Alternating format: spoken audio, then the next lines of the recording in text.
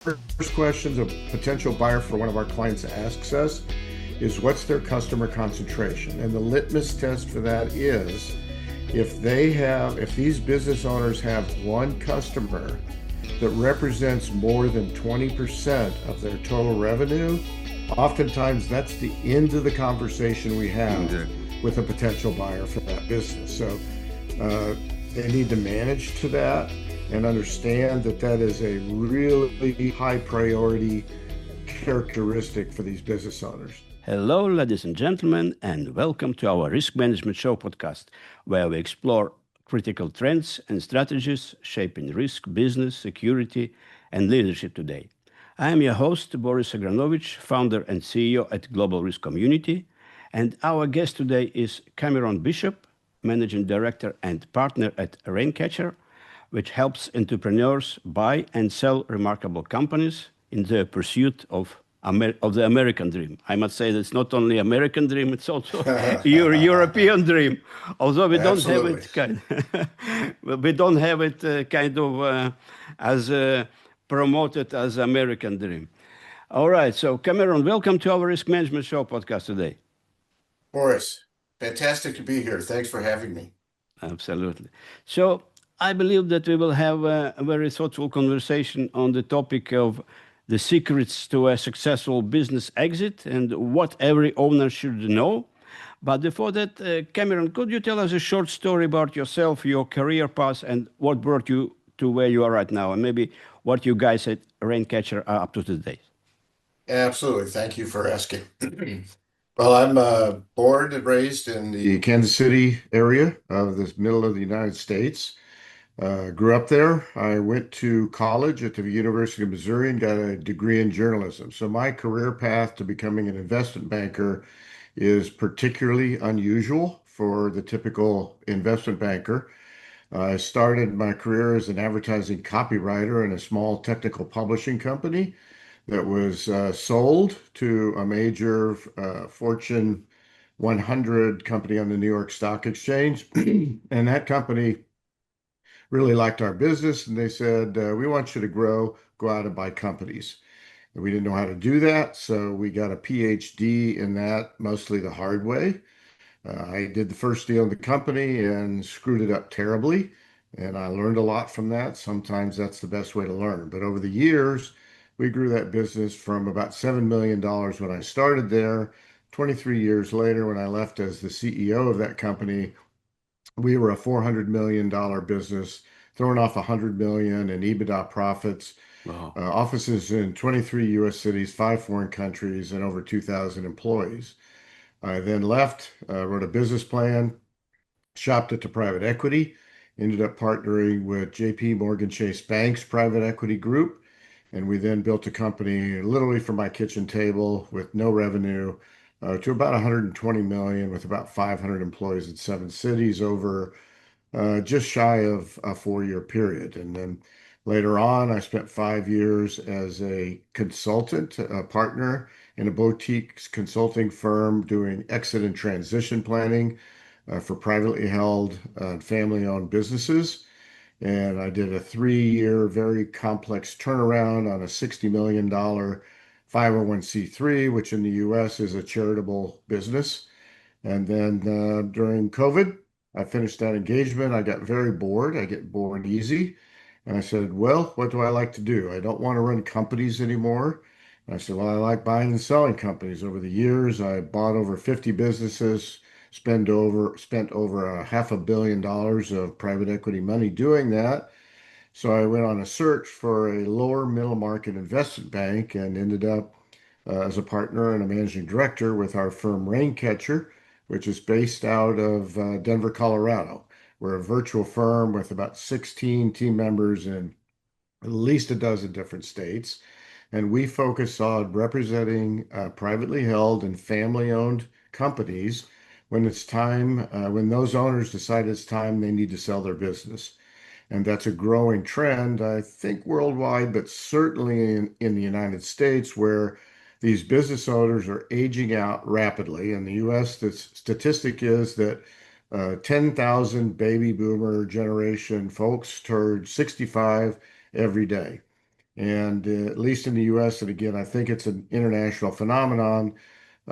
Typically and historically, those business owners would pass that company on to their children or other family members. And today, there is substantially less interest in their children taking over those companies. So that leaves these owners with only one other option, and that's to sell the business because the vast majority of business owners, their company is their either single or primary source of potential retirement income and in many cases generational wealth. So our firm focuses on a very uh, underserved part of the market, lower middle market. So our clients all have businesses with generally in the range of 2 million US in EBITDA profits to generally 10 million. So their companies sell in the range for the most part of 5 million to 30 million US. But we'll represent some companies that are going to sell 50, 60, 70 million. And these companies are too small for the big investment banks. Their fee structures just can't support a small deal like that. And they're too sophisticated and too complex, a lot of it in financial terms, for a traditional business broker. In the US, we call it a Main Street broker to properly represent them. So we brought all of the big investment bank tactics and practices down to this lower middle market. One of my partners and founders, he is an expert in commercial real estate as well as in the M&A world, and two of our other partners came from big investment banks, and our other partner had his own business brokerage specializing in technology. So there's five of us, and we cover about every industry sector that you could think of in terms of those we represent. Mhm. Fantastic. Yeah, I heard about this underserved niche of baby boomers who retire and they need to sell their company. This is kind of what we have also in Europe, but we're not that business oriented, and probably majority of such a business owners just liquidate their company with maybe some of them can find a buyer, but it's kind of I see this trend also. So people with mom and pops and the shops or a regular business like building materials, stuff like this.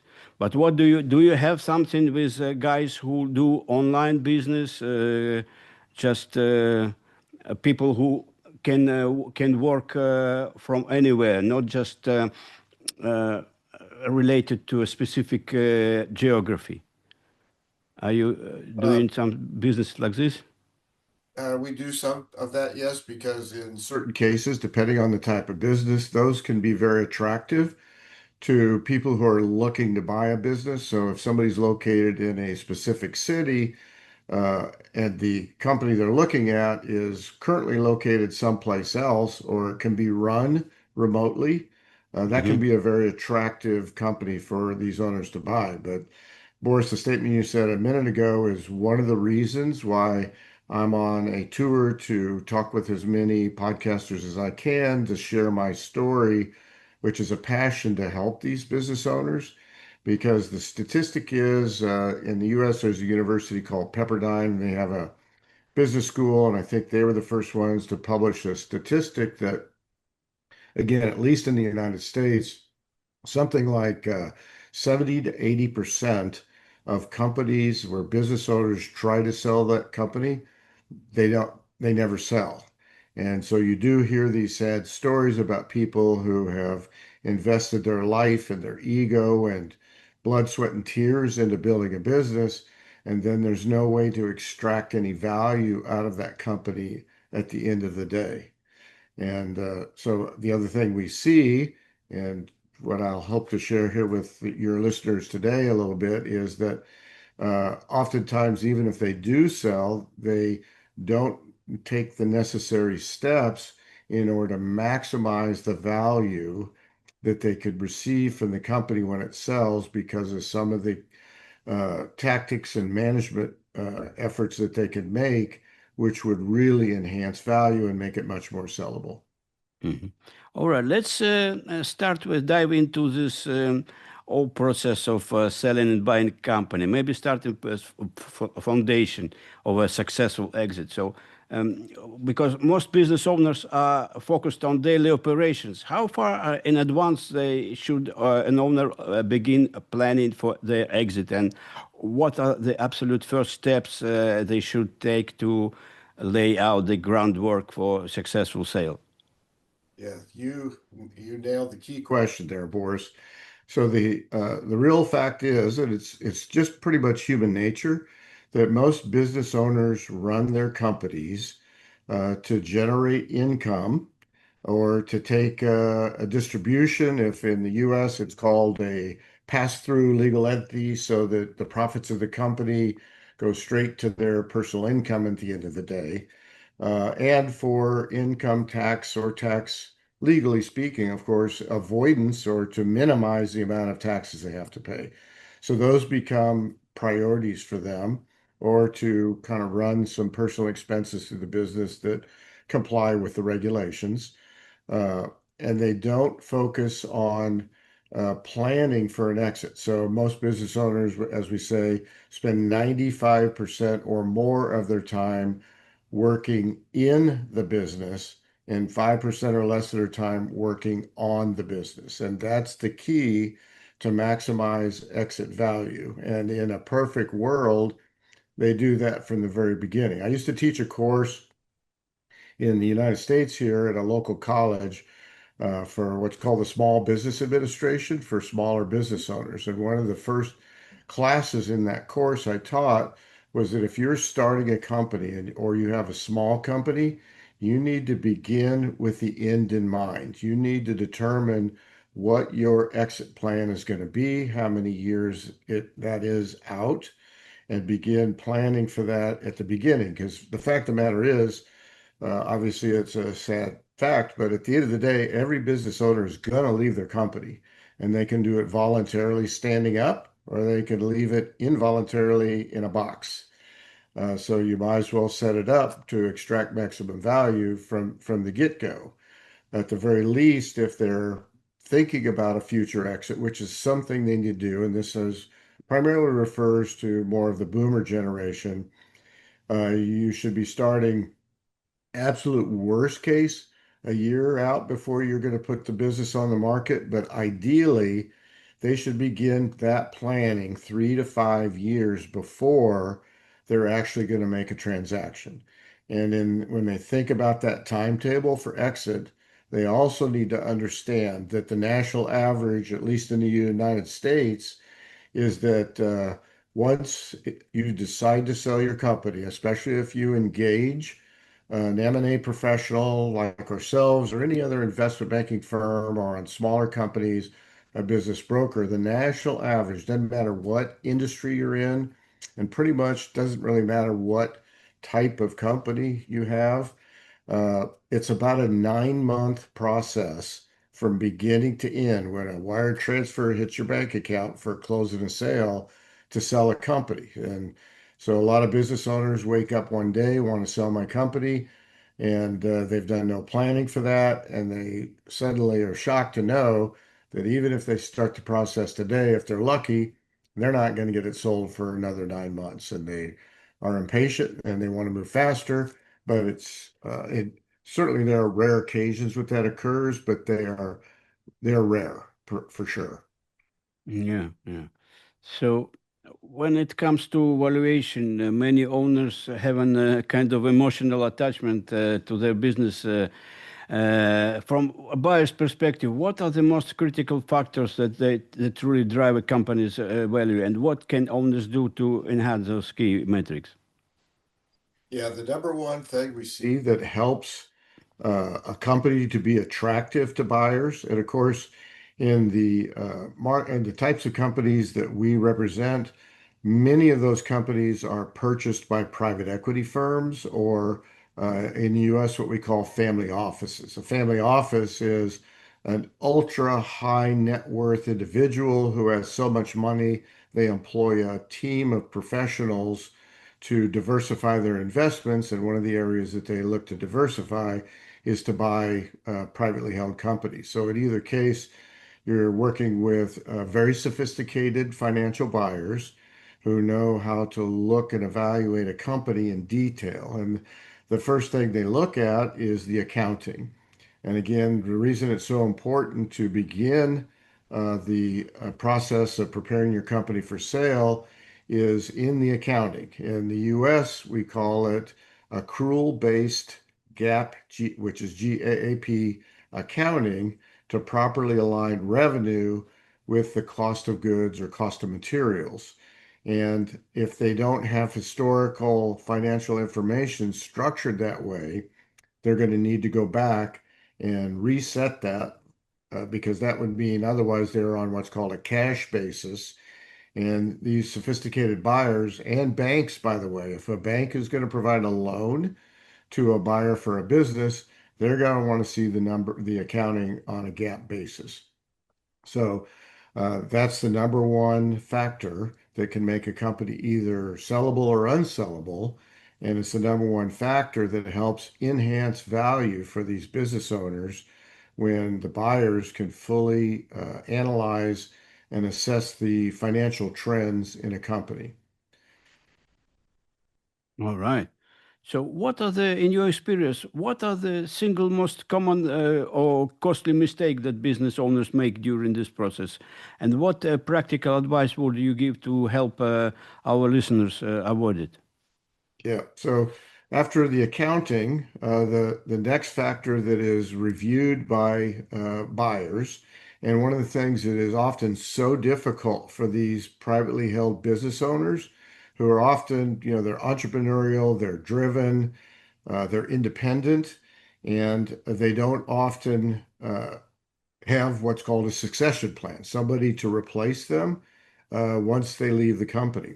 And the challenge there again is that in what's referred to again as a pass-through legal entity where the profits of the company end up in the bank account of the owner, to have a succession plan means you have to invest in the business.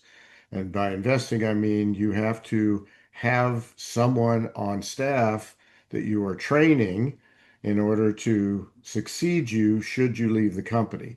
And that takes money out of the owner's personal income, and oftentimes they're reticent to want to do that. But at the end of the day, when they want to leave their company or sell it, they want to do so because in the vast majority of cases, there are certainly business owners who want to do what we call take some chips off the table, meaning they want to sell either a minority stake in their company or a majority stake, and so that they can diversify their risk and they want to stay on board. But the majority of our clients, for sure, have an interest in selling the company so that they could eventually exit. And if they don't have a succession plan, then the buyers of these companies want to mitigate risk by making sure that business owner, who is oftentimes the key source of knowledge in the company, and many times that individual is the key relationship person or salesperson or customer contact person, and buyers, they don't want to risk losing those valuable assets in that individual. So, succession plan is very important as part of being able to have your company even be sellable, and if so, to extract maximum value for it when you actually do sell it. Mhm. Fantastic. So, because selling a business is not just a financial transaction, it's kind of major life event. Can you speak to the emotional challenges that owners face often during this process, and what advice do you have for navigating the personal side of a business exit? Yeah, man, that's a fascinating question. Everybody thinks of us investment bankers as people who, were hardcore, shrewd negotiators on contracts and terms, and we think in dollars and cents and percentages, and that's all true. But to be really honest, Boris, and this is this is probably the thing I love the most about being an investment banker is truly about 50% of my job is handling and helping our clients on the emotional roller coaster ride it takes to sell a company. It's a really difficult process. We try to prepare our clients on the front end of this to deal with it, but until they're in the middle of it, it doesn't really sink in because they just can't, put the picture together. And that's where our value comes in, is sometimes they can become their own worst enemy because the uncertainty and stress involved through that 9 or 10 month transaction period can be overwhelming for them. And we try to warn them that selling a company is literally a full-time job on top of their full-time job running their company. So for many, it's very difficult for them to juggle the demands and the additional hours they're going to have to put in to get the company set up and prepared and to go through this process. And that's a key part of our value, is to help provide perspective for them to kind of calm them down. They're going to deal with a lot of terms and concepts that are foreign to them. And the fact that their company, for their careers, they eat, sleep, and breathe that business. It's their baby. And when a buyers look at their company and they're seeing the wrinkles or areas where they see problems, to that business owner, it's kind of like they have a baby and you say, your baby's ugly. So, that could trigger, anger or resentment. And again, we have to bring that around to provide proper perspective for them. But the other key thing we try to get them to start thinking about, because virtually none of them have, is what does life look like Yeah. after that wire transfer hits your bank account? And because Oh. they're almost all so consumed in running their companies, Mm-hmm. many don't have really much of a life outside of their company. And their company is their purpose. It's their social interaction. They're talking to their customers and vendors and employees on a regular basis. They go to a social function and somebody says, "What do you do?" And they say, "Oh, I own a company." Well, the day after they sell it, they wake up and somebody says, "What do you do?" And then they're saying, "I'm retired." And many of them, and we've seen this frequently, kind of crash and burn. They go into a depression because they were driven before, they had a purpose. They were out to, build their company as much as they could. And then they wake up and they don't have that. And a lot of them go through a difficult emotional period, sometimes a year or 2 years. I've seen many stories like this. And also, many of them, if they have a succession, they're kept on as a consultant for some time, Mm-hmm. and they struggle with that part of it because they're no longer in charge. And they see the buyers coming in and making changes. And in my case, when I was buying companies, we were running a large, sophisticated company with a lot of proven successful processes and procedures. And these owners, when we would come in and implement those kind of changes and controls and changes in financial reporting, they would take that personally and feel dumb or like they were inadequate because you've made all these changes in their business. And their employees or former employees are no longer coming to them for answers and approval, and they see somebody else in that role now.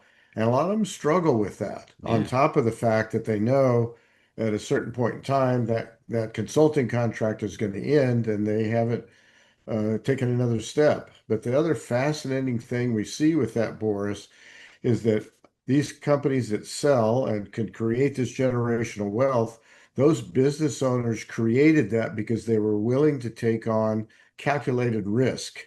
And suddenly, and this is a pretty common phenomenon, once they sell the business and they may have millions of dollars in their bank account, they become completely or extremely risk averse.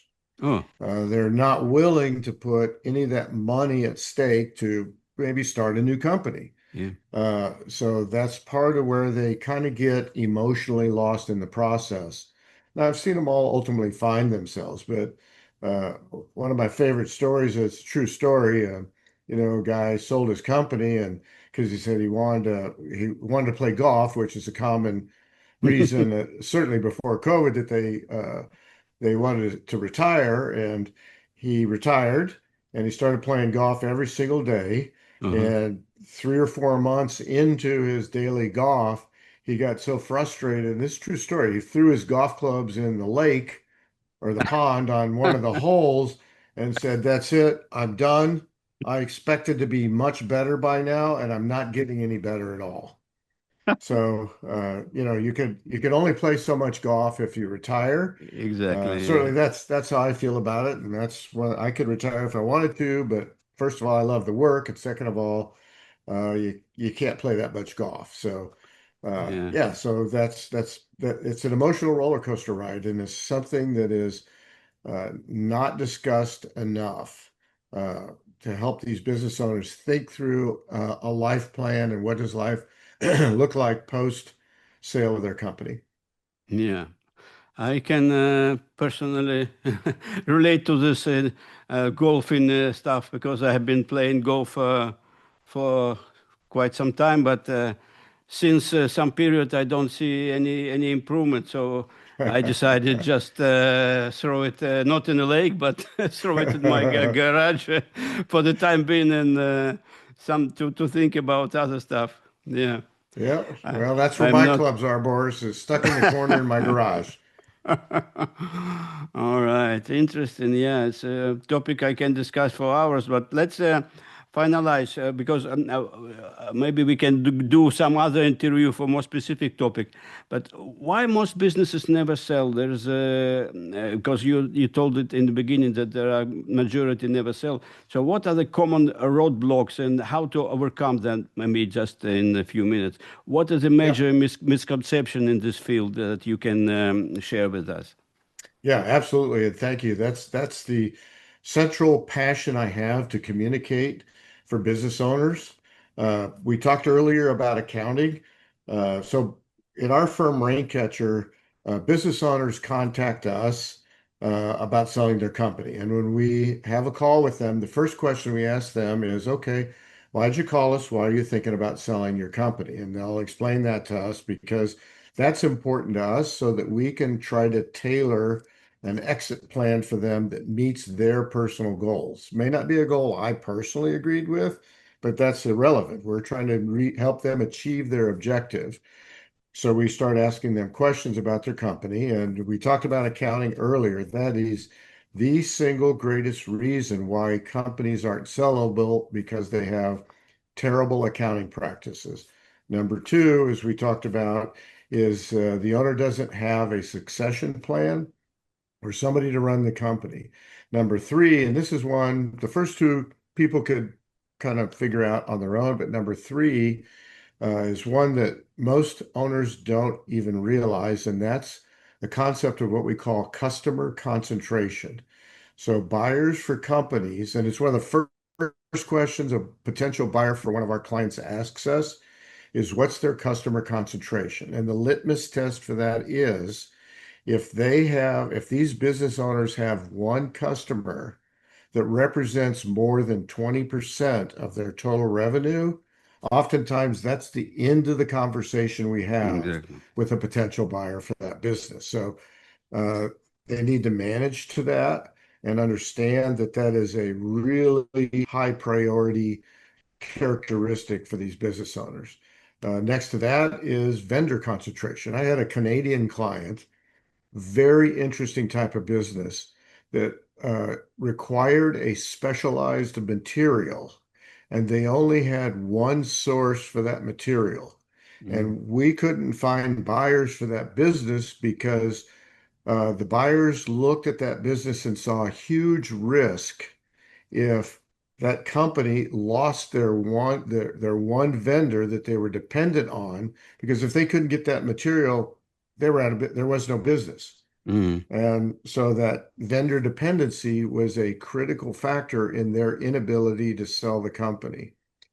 Uh, Following that, and this has become increasingly important, especially with all the talks about tariffs these days. So business owners want to see what the gross margin percentage is in the business. Now, every kind of industry has different gross margin percentages. So these buyers are looking at the gross margin percentage based on the average for that particular industry. And if the company is well below that average percentage, oftentimes these buyers won't have interest in buying it. So these business owners need to be looking at their material costs and benchmarking against other similar companies in the same general industry for comparative purposes.